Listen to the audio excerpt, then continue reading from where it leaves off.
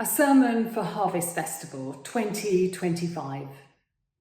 Harvest Festival at its best is a festival of celebration and thanksgiving.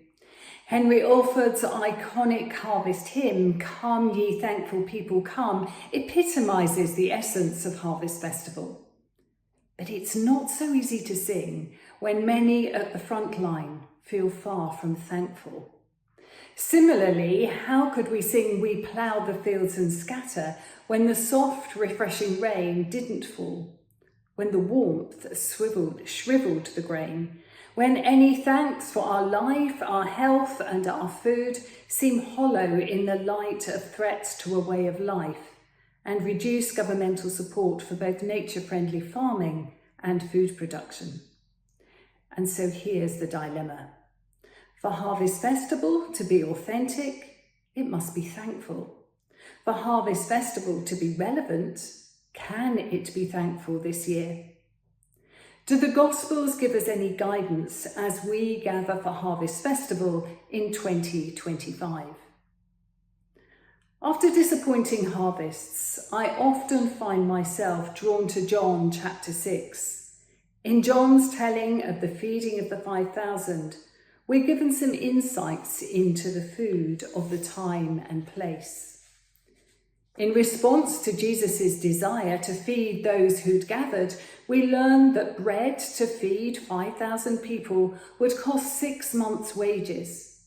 Wheat for bread flour was clearly of a premium.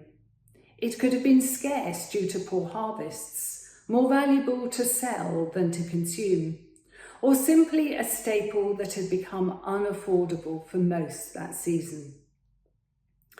And then, as if to highlight the hopelessness of the situation, Andrew, Simon Peter's brother, said, "There is a boy who has 5 barley loaves and 2 fish. But what are they among so many people?" Little was he to know that Jesus would transform them into plenty for everyone. It's the nature of the transformation that always gets me. Jesus could have changed the barley loaves. Jesus, the miracle maker, could have taken the poor barley loaves and changed them into fabulous, nutritious wheat loaves. Wouldn't that have been amazing after a poor harvest? But he didn't. He multiplied the gift from the boy. He gave thanks to God, multiplied and distributed the food of their local harvest as it was.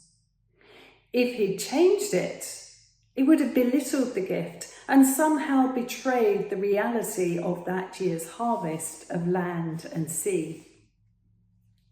There was no belittling or betrayal here. Instead, Jesus honoured the sharing of the food that was available. He honoured feasting together, enjoying local company and local food. I suggest that this is the stuff that builds community most effectively. It might be one of the most valuable harvests of all.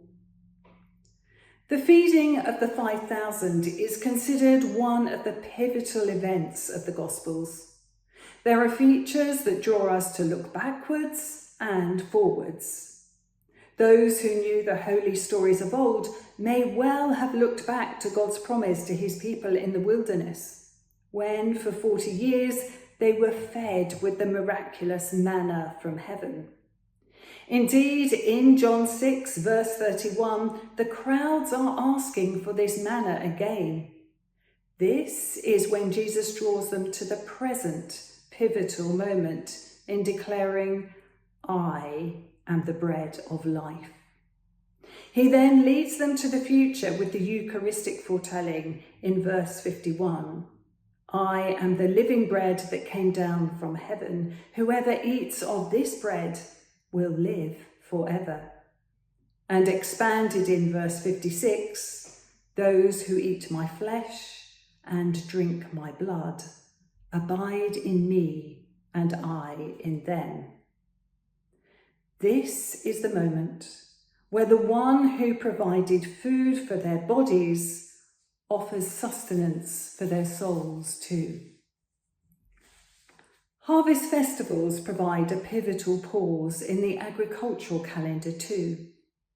We look back at last year's planting and growing season and on the harvest recently gathered. With that in mind, many farmers will be looking forward too. Decisions on future cropping and cultivation methods are being made in the light of changing climatic conditions. Questions regarding the viability of nature-friendly farming methods are being asked in the light of reduced grant funding for environmental schemes. Questions regarding the viability of traditional food-producing family farms are being asked in the light of diminishing incomes and changing taxation. Many carefully laid plans are being disrupted by climate, markets, and governmental policy.